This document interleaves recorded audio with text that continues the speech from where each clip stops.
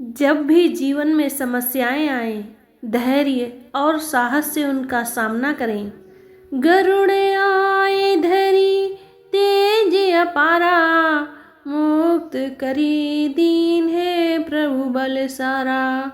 गरुड़ जी के तेजस्वी आगमन से नागपाश टूट गया और श्री राम और लक्ष्मण पुनः धर्म की शक्ति से ओतप्रोत हो गए। तो जय श्री राम दोस्तों, स्वागत है आपका डिवाइन प्लेस चैनल पर। आज हम रामायण के युद्ध कांड की एक मार्मिक और प्रेरणादायक प्रसंग की कथा सुनाएंगे।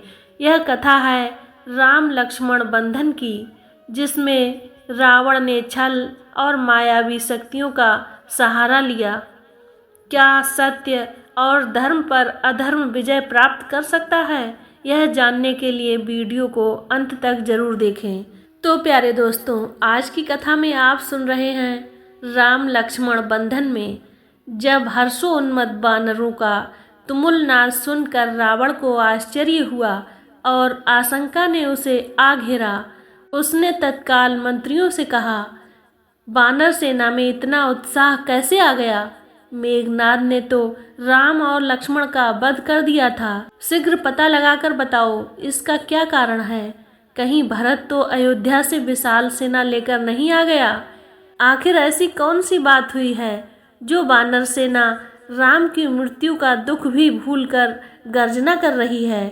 तभी एक गुप्तचर ने आकर सूचना दी कि राम और लक्ष्मण मरे नहीं हैं, वे नागपाश से मुक्त होकर युद्ध की तैयारी कर रहे हैं। यह सुनते ही रावण का मुख फीका पड़ गया। उसने क्रोधित होकर पराक्रमी धूम्राक्ष को आज्ञा दी, हे वीर श्रेष्ठ धूम्राक्ष, तुमने अब तक अनेक बार अद्भुत पराक्रम प्रदर्शित किया है। तुम सहस्त्रों वीरों को अकेले मार सकते हो। एक विशाल सेना लेकर जाओ और राम लक्ष्मण सहित शत्रु सेना का वध करो। रावण की आज्ञा पाते ही सूल, गदा, तोमर, भाले, पट्टिस आदि शस्त्रों से युक्त राक्षसों की विशाल सेना लेकर धूम्राक्ष रणभूमि में जा पहुंचा। इस विशाल वाहिनी को देखकर वानर सेना घोर गर्जना करती हुई उस पर टूट पड़ी। धूम्राक्ष कंक पत्रों वाले तीक्ष्ण बाणों से वानरों को घायल करने लगा। वे भी राक्षसों के वार बचाकर बड़े बड़े शिलाखंड ले आकाश में उड़कर उन पर फेंकने लगे। आकाश में उद्यत राक्षसी सेना को अपने प्राण बचाने कठिन हो गए। फिर भी राक्षस सेना का एक भाग अपने प्राणों की चिंता न करके बाणों, त्रिशूलों आदि से वानरों का लहू बहा रहा था। चारों ओर रक्त की नदियां बहने लगीं। जिधर देखो उधर ही राक्षसों और वानरों के रुंड मुंड दिखाई देते थे। कानों के पर्दों को फाड़ने वाला चित्कार और हाहाकार सुनाई दे रहा था। रणोन्मत्त धूम्राक्ष हताहत वीरों के शरीरों को रौंदता हुआ अपने अग्नि बाणों से वानर सेना को भस्मीभूत कर रहा था। उसके आक्रमण की ताव न लाकर वानर सेना इधर उधर भागने लगी। अपनी सेना की यह दुर्दशा देखकर हनुमान ने क्रोध से भरकर एक विशाल शिलाखंड उखाड़ी और लक्ष्य तानकर धूम्राक्ष की ओर फेंक दी। उस शिला को अपनी ओर आते देखकर वह फुर्ती से रथ से कूद पड़ा। इस बीच में रथ चूर चूर हो चुका था और घोड़े तथा सारथी मर चुके थे। राक्षस सेनापति को इस प्रकार बचता देखकर हनुमान का क्रोध और भी भड़क उठा। उन्होंने दांतों नाखूनों से उसके और धूम्राक्ष के बीच में आने वाले राक्षस समुदाय का विनाश करके मार्ग साफ कर दिया। जब उसने हनुमान को भयंकर रूप से अपनी ओर आते देखा तो लोहे के कांटों से भरी हुई गदा उठाकर उनके सिर पर मार दी। हनुमान ने बार बचाकर एक भारी शिला उठाई और आकाश में उड़कर धूम्राक्ष को मार दी। इससे उसके शरीर की समस्त हड्डियां टूट गईं और वह पृथ्वी पर गिरकर यमलोक से धर गया। उसके मरते ही राक्षस भी मैदान छोड़कर भाग गए। रावण ने जब धूम्राक्ष की मृत्यु का समाचार सुना तो वह क्रोध से पागल हो गया। उसके नेत्रों से चिंगारियां निकलने लगीं उसने वज्रदंष्ट को बुलाकर आज्ञा दी कि वह राम, लक्ष्मण और हनुमान सहित वानर सेना का वध करके अपने शौर्य का परिचय दे। वज्रदंष्ट जितना वीर था उससे अधिक मायावी था। वह अपनी भीमकर्मा पराक्रमी सेना लेकर दक्षिण द्वार से चला। युद्ध भूमि में पहुंचते ही उसने अपने सम्मुख अंगद को पाया, जो अपनी सेना के साथ उससे युद्ध करने के लिए तत्पर खड़ा था। वज्रदंष्ट को आते देखकर वानर सेना किचकिचाकर राक्षसों पर टूट पड़ी। दोनों ओर से भयंकर मार काट मच गई। संपूर्ण युद्ध भूमि रुंड मुंडों, हताहत सैनिकों तथा रक्त के नालों एवं सरिताओं से भर गई। रक्त सरिताओं में नाना प्रकार के अस्त्र शस्त्र, कटे हुए हाथ तथा मस्तक छोटे छोटे द्वीपों की भांति दिखाई देने लगे। अंगद और वानर सेनापतियों द्वारा बार बार की जाने वाली सिंह गर्जना ने राक्षस सैनिकों का मनोबल तोड़ दिया।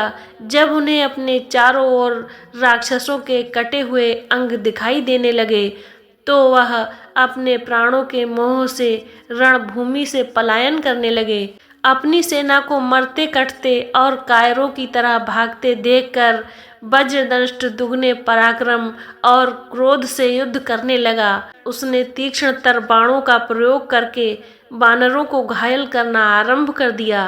क्रुद्ध वज्रदंष्ट के भयानक आक्रमण से पीड़ित होकर वानर सेना भी इधर उधर छिपने लगी। उनकी यह दशा देखकर अंगद ने उस राक्षस सेनापति को ललकारा, वज्रदंष्ट, तूने बहुत मार काट कर ली, तेरा अंत समय आ गया है। अब मैं तुझे धूम्राक्ष के पास भेजता हूँ। यह कहकर अंगद उससे जाकर भिड़ गए। दोनों महान योद्धा मस्त हाथियों की भांति एक दूसरे पर प्रहार करने लगे। दोनों ही रक्त से लथपथ हो गए। फिर अवसर पाकर अंगद ने तलवार से वज्रदंष्ट का सिर काट डाला। अपने सेनापति के मरते ही राक्षस सेना मैदान छोड़कर भाग खड़ी हुई। तो प्यारे मित्रों, आज की कथा को यहीं पर विराम देते हैं। अब आइए कुछ अनमोल वचनों को सुनते हैं। बाधा काल नेमि सुनि आए, माया पास महाघोर लगाए। रावण ने राम और लक्ष्मण को मायावी नाग पास में बांध दिया, जिससे दोनों मूर्छित हो गए। नाग पास जब गए रघुराई, धर्म अधर्म तब तूरी समाई। श्री राम और लक्ष्मण को बांधने पर अधर्म को क्षणिक विजय का भ्रम हुआ, लेकिन धर्म सदा विजयी होता है। गरुड़ आए धरी तेज अपारा, मुक्त करी दीन है प्रभु बल सारा। गरुड़ जी के तेजस्वी आगमन से नागपाश टूट गया और श्री राम लक्ष्मण पुनः धर्म की शक्ति से ओतप्रोत हो गए। सत्य और धर्म सदा अजेय होते हैं, चाहे परिस्थिति कितनी भी प्रतिकूल क्यों ना हो। छल और अधर्म का अंत निश्चित है, क्योंकि ईश्वर का आशीर्वाद धर्म के साथ होता है। जब भी जीवन में समस्याएं आएं, धैर्य और साहस से उनका सामना करें।